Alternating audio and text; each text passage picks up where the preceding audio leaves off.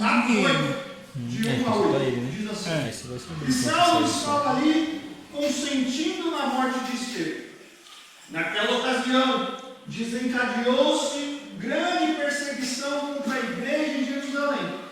Todos, exceto os apóstolos, foram dispersos pelas regiões da Judéia e de Samaria. Alguns homens piedosos sepultaram Estevão e lamentaram profundamente a sua morte. Saulo, por sua vez, devastava a igreja, indo de casa em casa, arrastava tanto homens como mulheres e lançava-os na prisão. Os que haviam sido dispersos pregavam a palavra por onde quer que fosse. Filipe foi a uma cidade de Samaria e ali anunciava o Cristo.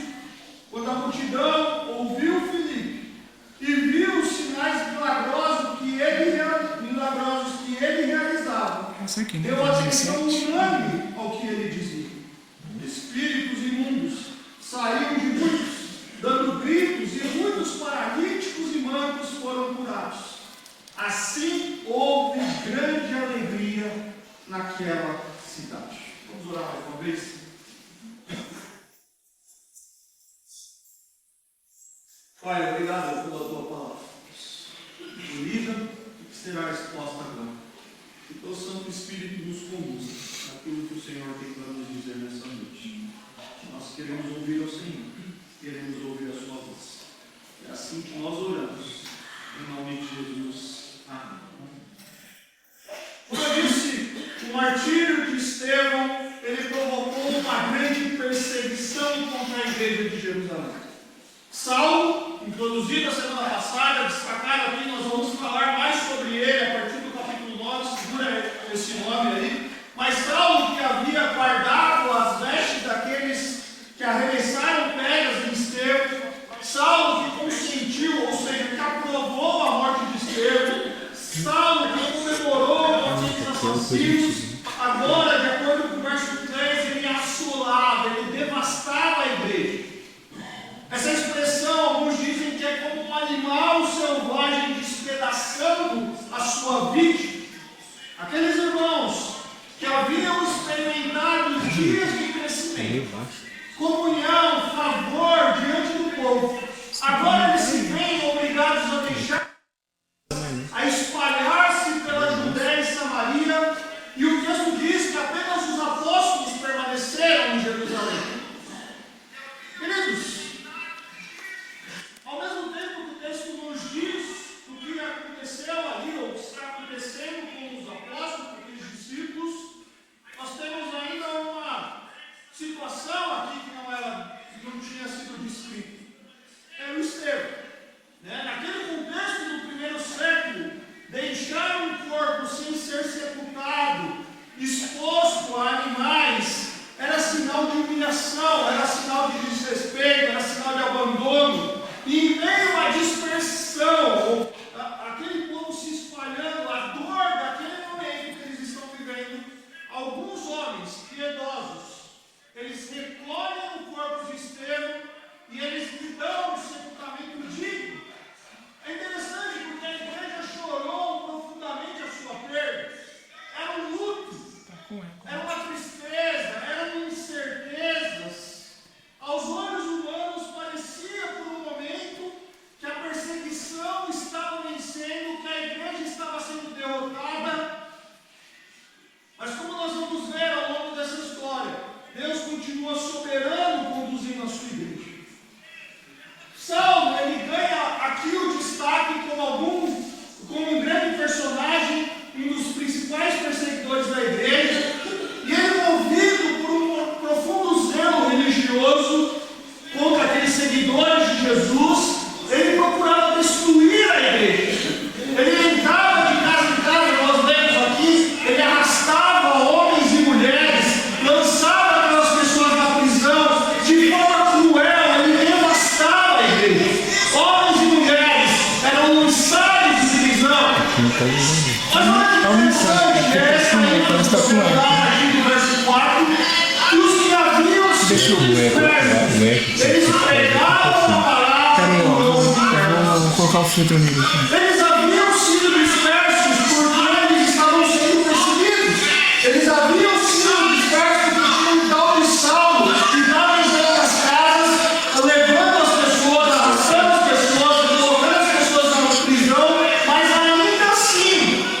eles pregavam a paz. Essa é uma declaração maravilhosa para nós, porque a perseguição não levou Deus de surpresa. Havia saído do seu controle, havia saído da sua agenda soberana. Pelo contrário, aquilo que parecia uma derrota, como eu disse para a igreja, estava sendo usado por Deus para cumprir o plano anunciado por Jesus. A comissão continuava avançando, eles deveriam avançar. Aqueles cristãos, eles são obrigados, alguns deles, a deixar Jerusalém. Mas eles não deixam para trás da sua missão. Por onde eles passaram, eles anunciavam o Evangelho, eles compartilhavam as boas notícias de Jesus Cristo. A perseguição espalha eles geograficamente, mas a perseguição não silencia a igreja, não paralisa a igreja. Irmãos, eu fico pensando que tudo o que eles haviam experimentado até aqui poderia facilmente se tornar uma zona de conforto para eles. Eu não estou afirmando que isso aconteceu, mas é uma possibilidade. Até o capítulo 6, a igreja vivia um tempo de grande crescimento. Havia sinais, prodígios realizados pelos apóstolos, havia comunhão entre os irmãos, havia unidade, havia ousadia na pregação, tinha cuidado dos necessitados, eles eram sucessivamente livres das prisões, das perseguições. Mas agora o cenário mudou. Estevão foi morto, a perseguição se intensificou, os cristãos foram obrigados a se dispersar, como eu disse. Aquilo que parecia uma crise era, na verdade, Deus movendo a sua igreja para além de Jerusalém. Aquilo que aos nossos olhos era uma crise, Deus está espalhando a sua igreja. O Evangelho não podia permanecer restrito a um único lugar. Os planos de Deus para a expansão da sua obra estavam em andamento, e aqueles irmãos, mesmo em meio à dor, mesmo em meio à incerteza, eles continuaram pregando a palavra. Há um paradoxo nesse texto. Aquilo que parece uma derrota para a igreja torna-se um meio de avanço para o Evangelho. A perseguição espalhou os cristãos, mas ela também espalha a mensagem de Cristo. E a grande questão para nós é o que nós podemos aprender com esses versículos. Tem áudio, o pessoal consegue. Como nós podemos aplicá-los às nossas vidas? Queridos, aqueles irmãos, como eu disse, eles estavam vivendo um momento extremamente difícil. Era um tempo de medo, era um tempo de dor, era um tempo de incerteza. Estevão estava morto, e eles sabem o motivo pelo qual Estevão morreu. Famílias estavam sendo separadas, irmãos estavam fugindo de suas casas, muitos lançados na prisão. Mas eles estavam compreendendo que as incertezas, a dor, elas não anulam os planos de Deus. As nossas incertezas, as nossas dúvidas e as nossas dores não anulam os planos de Deus. Eles estavam aprendendo que o Senhor continua no controle. Aquilo que parece ser uma tragédia, Deus está usando como instrumento para a expansão do Evangelho, para a proclamação da palavra. Aqueles irmãos confiaram na soberania de Deus, mas eles também não ficam paralisados. Não, mas Deus está cuidando de tudo, a gente só vai sair daqui. Não, eles continuaram anunciando Cristo, a confiança de que Deus é soberano e que nada foge do seu controle, não gera neles passividade. A igreja continua sua missão durante a crise. E esses versos nos ensinam que Deus permanece soberano, mesmo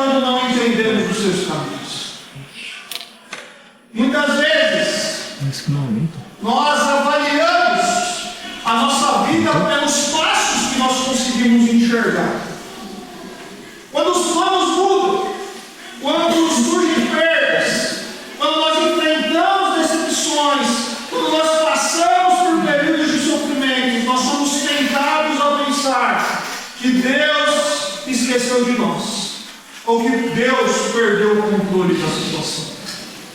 Mas Atos 8 nos lembra que nem sempre aquilo que parece derrota aos nossos olhos é derrota aos olhos de Deus.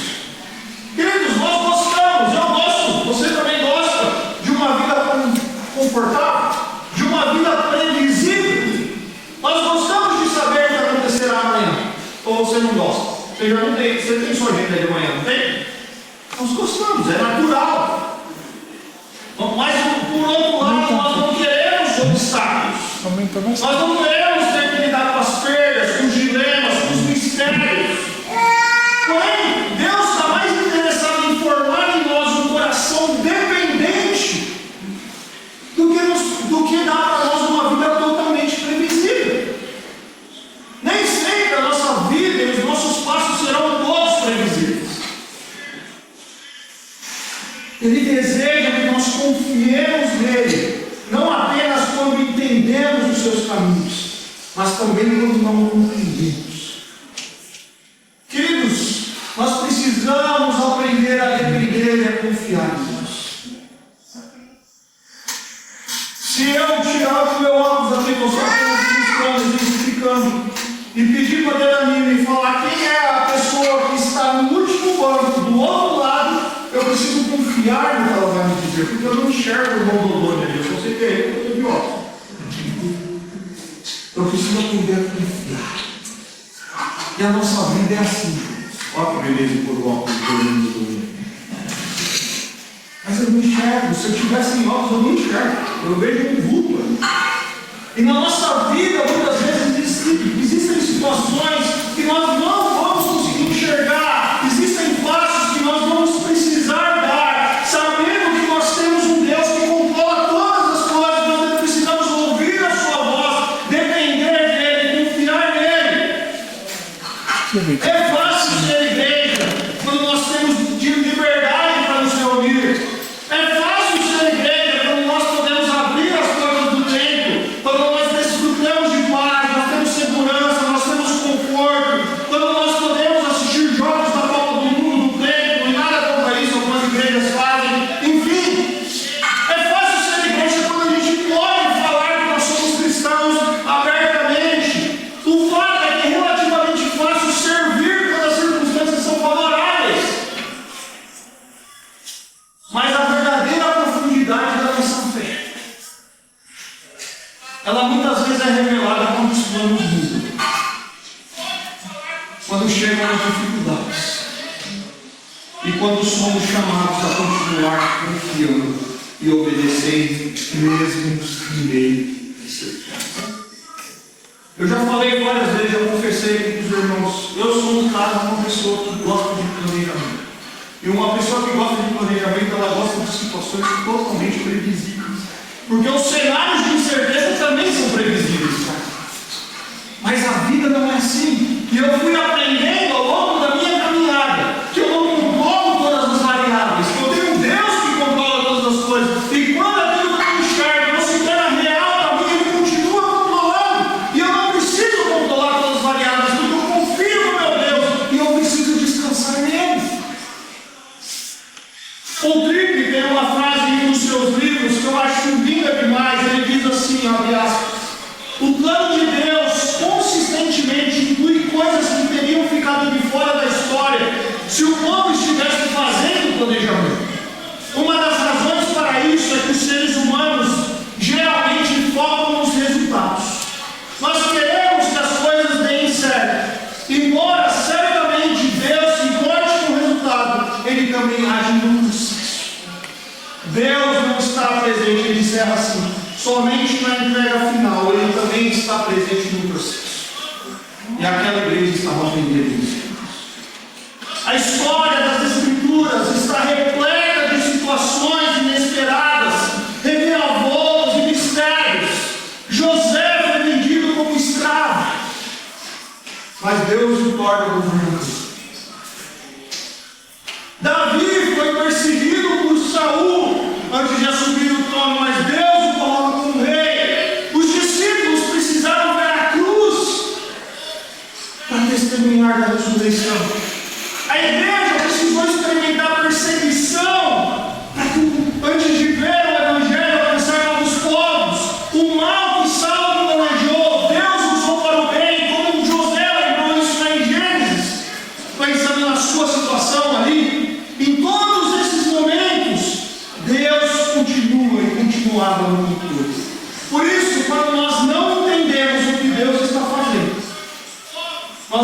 precisamos lembrar dessa verdade. O Senhor não perdeu o controle da história da igreja, e não perdeu o controle da nossa. O mesmo Deus que conduziu a igreja em Atos continua governando soberanamente todas as coisas hoje. O Senhor reina, nada escapa do seu governo, e as suas promessas descritas na sua palavra sustentam a nossa esperança. Nós precisamos aprender a deixar Deus ser Deus, conforme Ele mesmo se revelou em sua palavra, e descansar em seus cuidados. E eu encerro esse tópico dizendo que a verdadeira paz não nasce quando nós entendemos tudo o que está acontecendo, mas a verdadeira paz do nosso coração nasce quando nós confiamos que o Senhor continua soberano sobre todas as coisas, e que em Cristo nós estamos seguros debaixo do seu governo perfeito e eterno. Queridos, nós não vamos em muitos momentos da nossa vida entender todos os passos, mas nós precisamos confiar no Deus que controla a nossa vida. Você confia nesse Deus? Você descansa nesse Deus? Paulo ou Lucas mostra como a perseguição espalha os cristãos. E Lucas agora chama a nossa atenção para um personagem aqui que se tornou um exemplo dessa dispersão. Filipe. Através da vida dele, nós vemos como Deus está usando a perseguição para levar o evangelho a novos lugares. Olha o que diz o verso 5. Indo Filipe para uma cidade de Samaria, ali eles anunciavam o Cristo. Quando a multidão ouviu Filipe e viu os sinais miraculosos que ele realizava, deu unânime atenção ao que ele dizia. Os espíritos imundos saíam de muitos, dando gritos, e muitos paralíticos e mancos foram curados. Filipe, quem é esse Filipe? Filipe é um daqueles 7 homens escolhidos pela igreja lá em Jerusalém, homens de boa reputação, homens cheios do Espírito Santo e de sabedoria. Era um judeu cristão que havia sido encarregado, junto com aqueles outros 6, da diaconia, de servir às mesas ali, cuidando das viúvas da igreja. E é interessante observar que dos 7 homens nomeados pelos apóstolos para esse ministério, apenas Estevão, que nós vimos nas últimas mensagens, e Filipe tem suas atividades descritas com mais detalhes por Lucas. Embora eles tenham sido escolhidos para uma tarefa específica, o serviço e o cuidado com as viúvas, eles também foram poderosamente usados por Deus na proclamação do Evangelho. Possivelmente ambos eram judeus de língua grega. Já expliquei sobre judeus hebreus, judeus helenistas ali no capítulo 6. A mensagem está disponível lá no YouTube, você pode procurar lá, tá bom? Quando a gente começa a chegar com certos termos, você pode olha lá no YouTube. Mas enfim, nós já explicamos isso. Mas Estevão testemunhou de Cristo aos judeus helenistas em Jerusalém. Ele pagou com a própria vida. Mas Filipe, ele vai ser guiado por Deus, usado por Deus para pregar em Samaria. Filipe é o primeiro personagem em Atos descrito pregando o evangelho fora de Jerusalém. O evangelho alcançou Jerusalém, agora começa a avançar para a Judéia e para Samaria. E para nós é muito confortável, porque a igreja teve uma perseguição, eles começaram a anunciar, nós lemos isso aqui. Filipe era um líder da igreja, ele, como líder, ele ganha essa evidência aqui, ele prega o evangelho, ele expulsa demônios, ele cura, ele vai para uma cidade ali de Samaria, ou para a própria Samaria ali, e enfim, é fácil imaginar tudo isso. Mas o Filipe foi usado, Deus, pelo Espírito. Entre judeus e samaritanos existiu uma longa história de hostilidade, de preconceito, de divisão. Era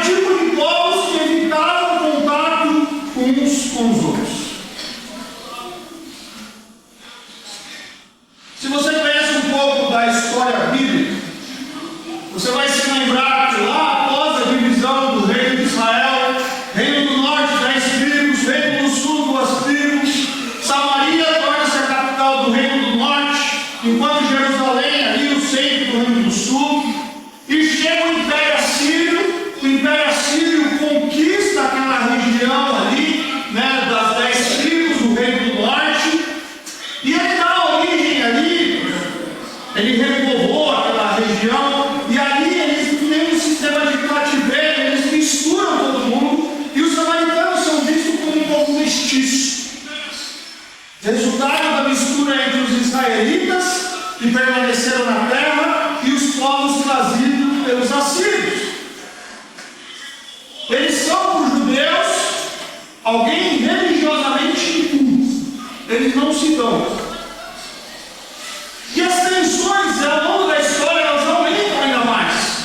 Quando os judeus, aí no Reino do Sul, retornam do cativeiro lá depois do exílio, eles têm ali os samaritanos têm a sua ajuda rejeitada na construção do templo, os samaritanos passam a se opor ao trabalho ali da reconstrução do templo em Jerusalém, e ainda há um passo que aumenta mais essa tensão.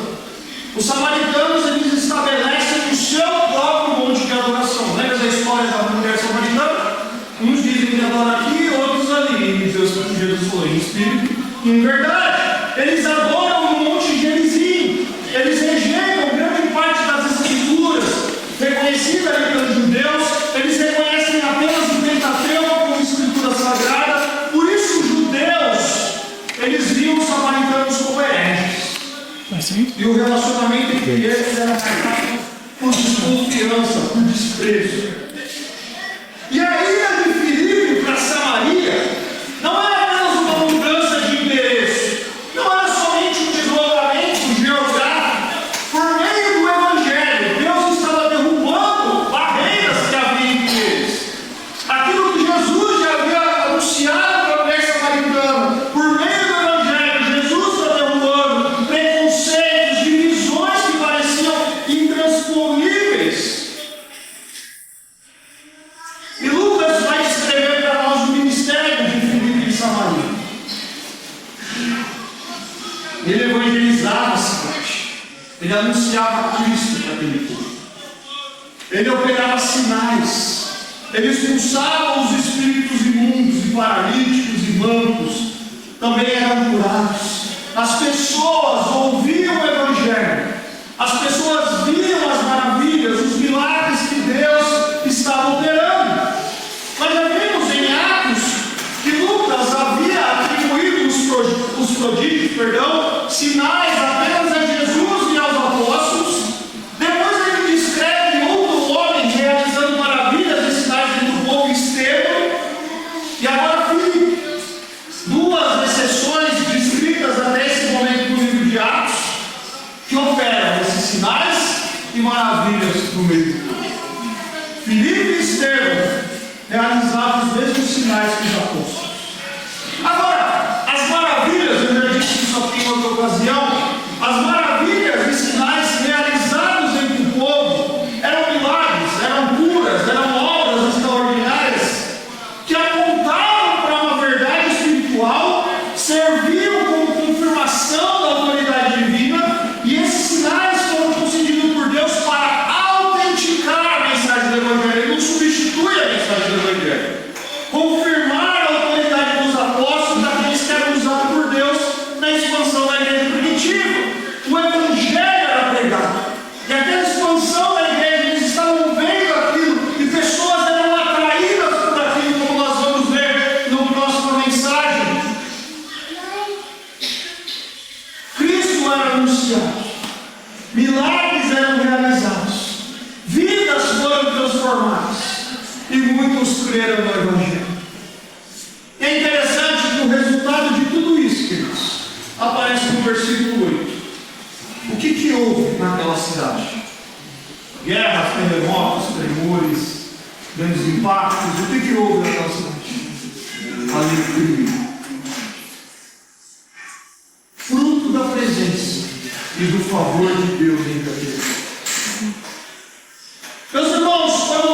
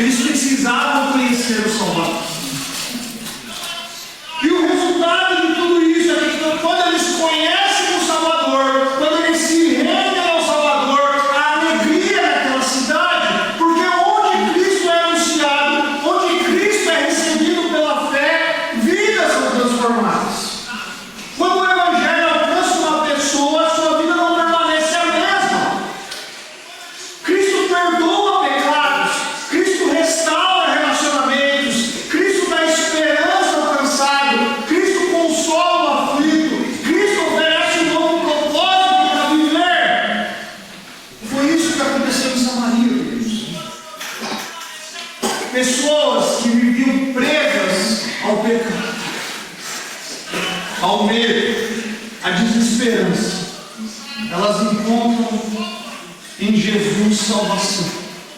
Elas encontram em Jesus libertação. E elas encontram em Jesus verdadeira alegria. Aqueles samaritanos, eles encontraram em Jesus aquilo que eles não poderiam encontrar em nenhum outro lugar. Eles encontraram perdão, eles encontraram esperança, eles encontraram reconciliação com Deus e uma alegria que as circunstâncias não poderiam produzir. E a história de Samaria não é apenas uma história do passado. A história que Deus faz aqui é uma história de um retrato daquilo que Deus continua fazendo hoje. A nossa missão permanece a mesma: anunciar Cristo com fidelidade. Essa é a missão da igreja: anunciar Cristo, o que Ele fez em nós, o que Ele está fazendo em nós, e o que Ele ainda prometeu fazer por nós. Essa é a nossa missão. Cabe a nós proclamar o Evangelho. Mas nós proclamamos, mas nós não transformamos vidas. Quem transforma a vida é o Senhor. E é quando as pessoas se encontram verdadeiramente com Jesus, a perdão, a restauração, a esperança e a alegria. Foi isso que aconteceu naquela cidade. E é isso que continua acontecendo onde o Evangelho é anunciado e recebido pela fé. Por isso, meu desafio, o desafio para nós aqui é: se você é um cristão, coloque os seus dons, coloque o seu tempo, coloque a sua casa, coloque os seus recursos, coloque a sua vida a serviço do reino de Deus. E peça que Ele dê a mesma disposição daqueles primeiros cristãos que anunciam o Evangelho em qualquer circunstância. Eles anunciam porque eles querem viver na glória de Deus. E se você ainda não entregou a sua vida a Jesus, eu quero dizer para você que a sua necessidade não é sentar no banco de uma igreja. A sua necessidade é espiritual, é ser alcançado pelo Evangelho de Deus. Você precisa do Salvador. Você não precisa de uma religião. Você não precisa de uma religião para dizer aqui hábitos de religiosidade. O que você precisa é de um Salvador. O que você precisa é arrepender dos seus pecados. O que você precisa é crer em Cristo. O que você precisa é confessar Ele como Senhor da sua vida e receber dele perdão e a reconciliação com Deus. E aí sim você vai desfrutar da verdadeira alegria que somente o Evangelho pode oferecer. Tem muita gente dentro da igreja presos a hábitos religiosos, mas que não se renderam ao Evangelho de Deus.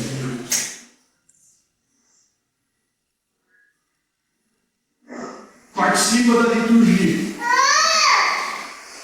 mas ainda assim não se rendeu a receber isso. Dá o seu dízimo e acha que com isso você diminui a sua culpa. Mas o Evangelho nos mostra que nós precisamos de um Salvador. E o que a gente faz em adoração, tudo é resultado do que Ele está fazendo em nós. Tem muita gente que acha que a igreja é uma provedora de entretenimentos e ainda não se rendeu ao Evangelho. Queridos, eu posso dizer para você como pastor dessa igreja: se você busca entretenimento, não venha. Porque tem muita gente muito melhor que eu, como líder, fazendo muita coisa melhor. Fora do... Deus não me deu essa aptidão de entreter. Eu contar piada para minha filha, ela fica brava comigo pelo tão ridículo que é a minha piada. Deus não me deu, porque Ele não me chamou para isso. E essa não é a missão da igreja. A missão da igreja é proclamar o Evangelho. Ontem o seu filho jovem não foi só assistir um jogo de futebol. Ele foi, antes do jogo de futebol, ele tinha um encontro agendado aqui ele teve um estudo sobre serviço na igreja, sobre dons e talentos. Porque a missão da igreja não é ser uma agente provedora de entretenimento. A missão da igreja é proclamar o Evangelho. A missão da igreja é proclamar.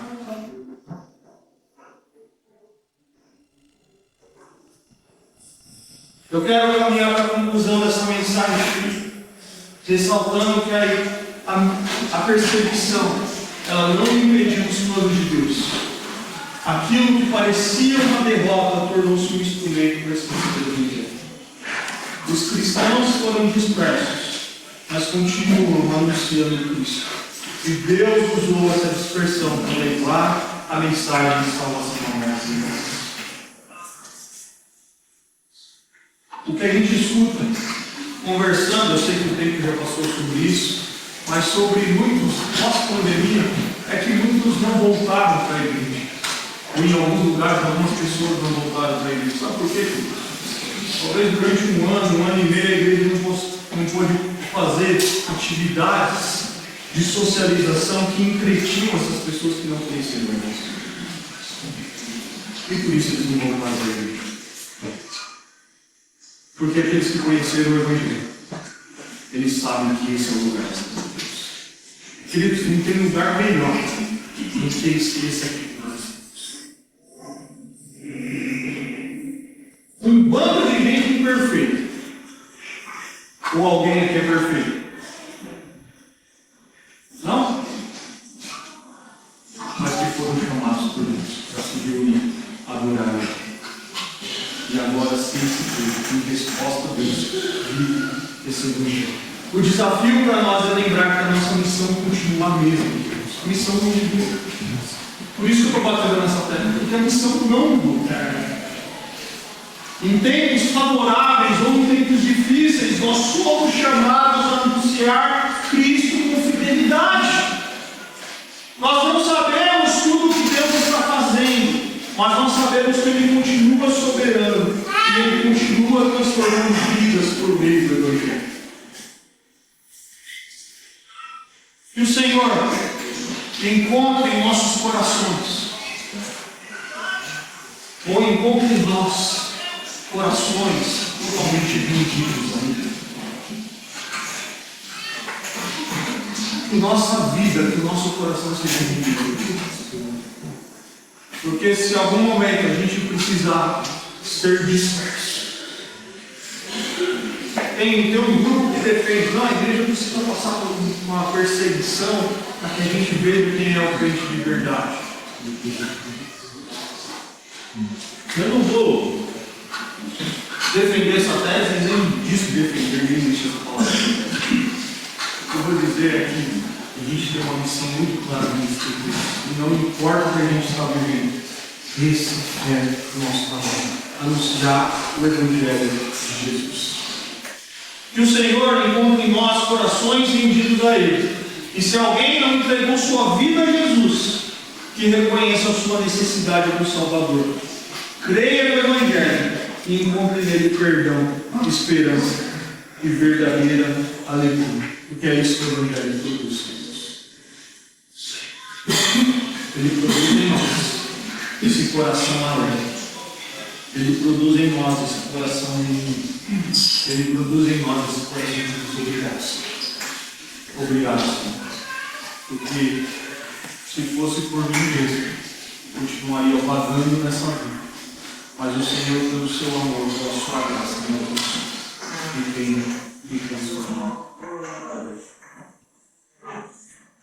Que o Senhor nos conduza a mudanças, a transformações. Porque o nosso papel é pregar e viver o Evangelho de Deus. E aquele Evangelho alcança aquele samaritano. Mas, como em toda história, tem aqueles que se apropriam indevidamente do Evangelho. E essa mensagem da semana que vendo tudo aquilo que estava acontecendo, tem alguém que falou que era isso. E acha que pode tudo para isso. Mas essa é a mensagem da segunda. E aí eu quero dizer para você, vai fazendo um gancho que semana que vem, fechando com isso. Porque o preço foi pago. E o preço não é a sua oferta. Embora a sua oferta seja importante, faz avançar. O preço não é o seu dízimo. O preço não é os seus hábitos religiosos. O preço foi o sangue que verteu na cruz. Por mim e por você. Para nos alcançar. Para nos transformar.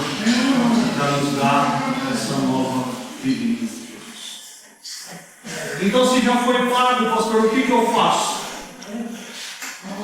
Não tem nada que eu possa fazer? Tem.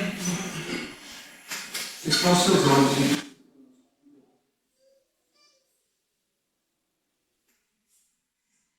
Tenho vivido e por muito tempo vivi a minha vida distante do Senhor. A minha natureza e o reflexo daquilo que eu vivo até hoje demonstram quão pecador eu sou. Perdoa os meus pecados. Transforma isso. E aí o que ele vai fazer com o seus filhos? Fazer você nascer de Cristo. Nascer do Espírito. Dá-me de beber, pois tenho sede. Não quero mais buscar em outras fontes.